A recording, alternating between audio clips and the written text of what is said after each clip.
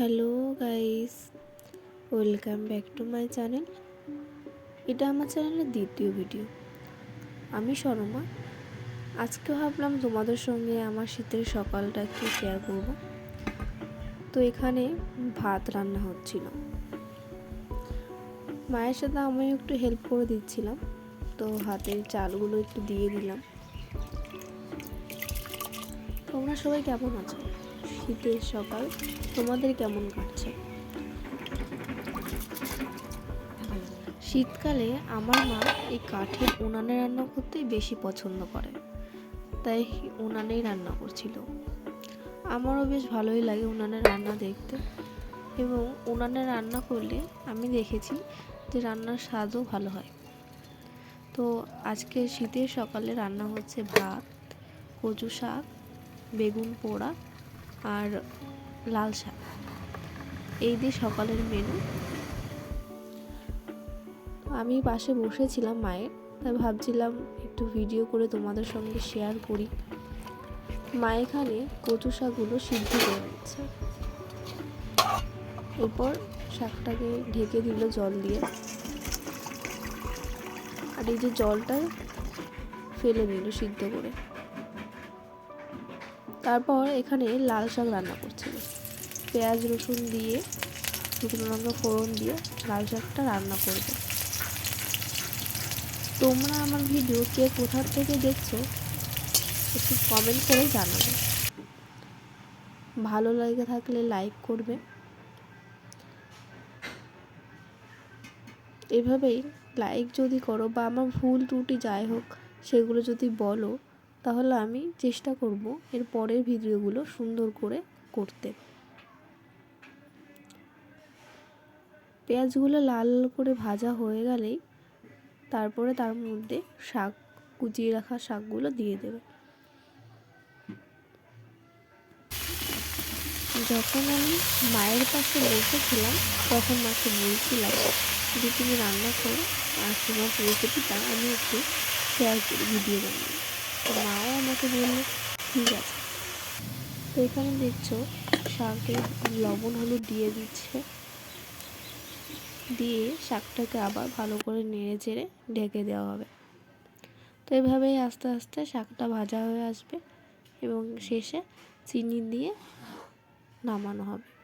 তো আমাদের বাড়িতে লাল শাক 2-3 রকমভাবে ভাজা হয়, এটা হলো একটা রেসিপি, আরও ভাজা হয় আর নানানভাবে।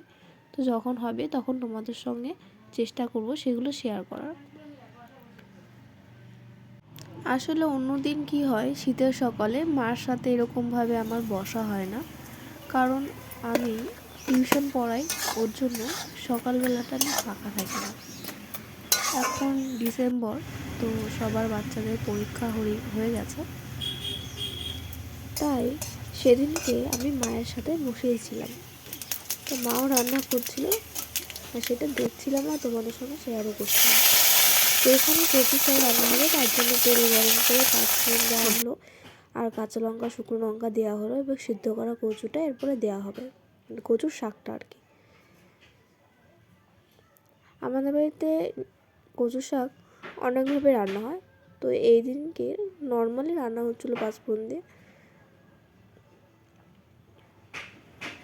এরপরে ভালো করে নেড়ে তার মধ্যে লবণ হলুদ দিয়ে সেটাকে ঢেকে দেওয়া হবে।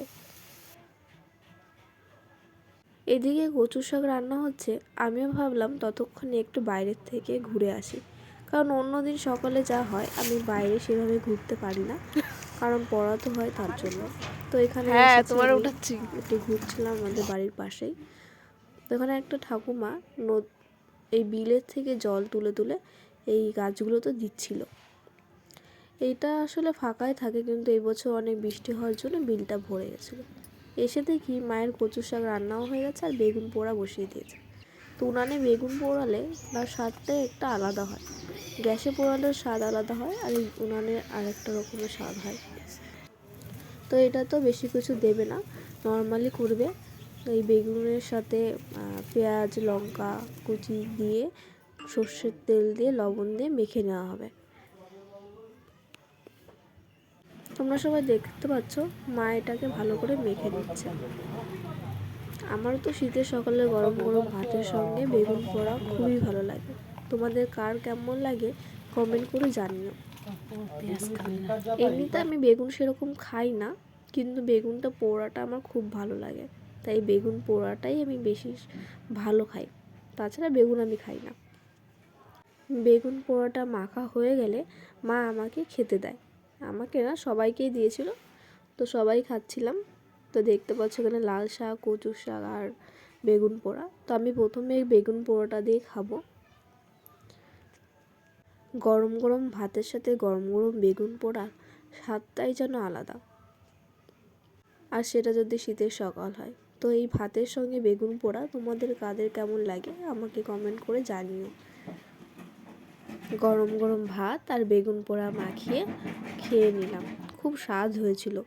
সেই কাঠের রান্নার যেটা কাঠের রান্নার ফ্লেভার সেটা আসছিল। তো ভিডিওটা এখানে শেষ করলাম। ভালো লাগলে লাইক করো আর কেমন কমেন্ট করে জানিও। টাটা, বাই বাই, দেখা হবে পরের ভিডিওর সাথে।